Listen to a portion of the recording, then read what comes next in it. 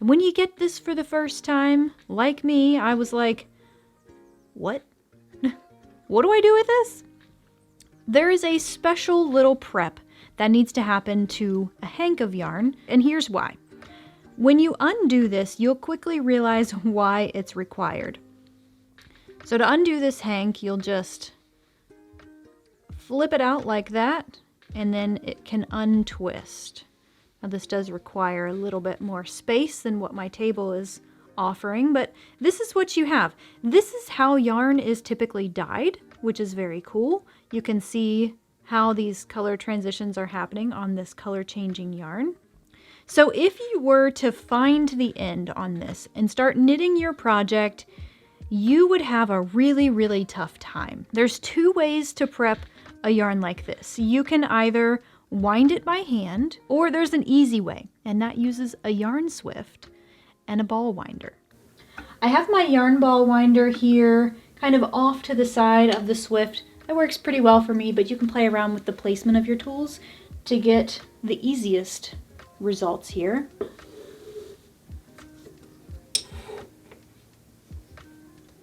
And you should notice within the yarn you have some little ties, some yarn just kind of woven around securing it. We've got one there and we have one here. So two for this one, might vary a little bit depending on the yarn you're using.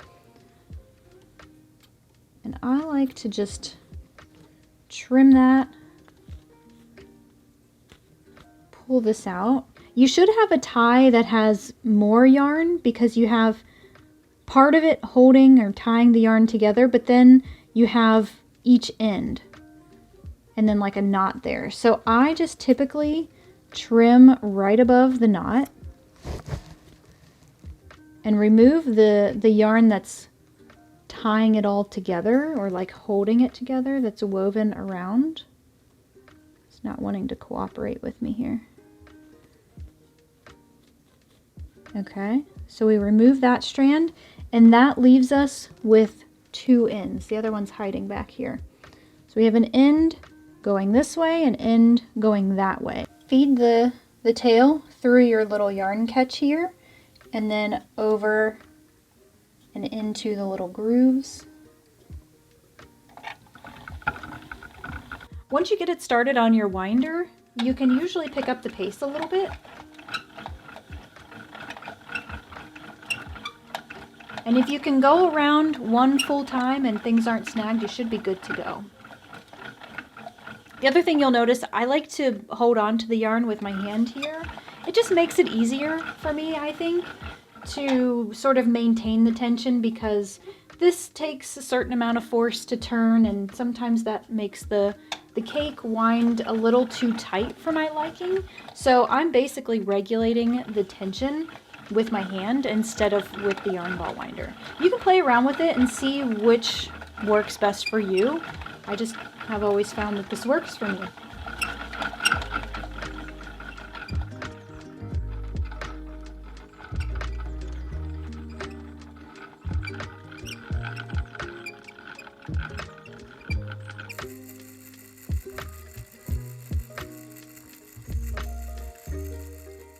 Now this is by far the most satisfying part, but before you pull it off, just do yourself a favor.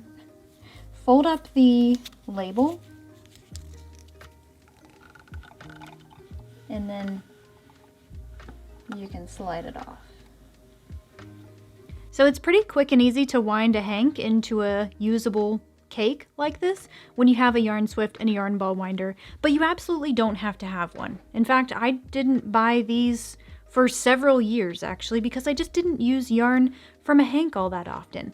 But that has recently changed. I've become very obsessed with hand-dyed yarns, and so it was worth the investment to buy these. But if that's not the case for you, you can still wind a hank into a usable ball of yarn with a little extra time. So the first thing you could do is, if you have somebody to help you, they can hold on to it just like this. You can find your two ends and you can wind a ball of yarn while they're holding on to it. If you don't have a buddy to help you, there's still a couple of things that you can do. Probably the easiest is to put this around maybe the backs of 2 kitchen chairs if you've got something like that. Or you can even wrap this around your knees and then wind the ball of yarn around your knees. So I'll have these 2 items linked in the description below if you want to give them a try. I bought them both on Amazon. I really like them. They work well for me, but they're by no means the only 2 on the market, the only 2 that you could potentially use. Any yarn swift and any yarn ball winder will work just fine.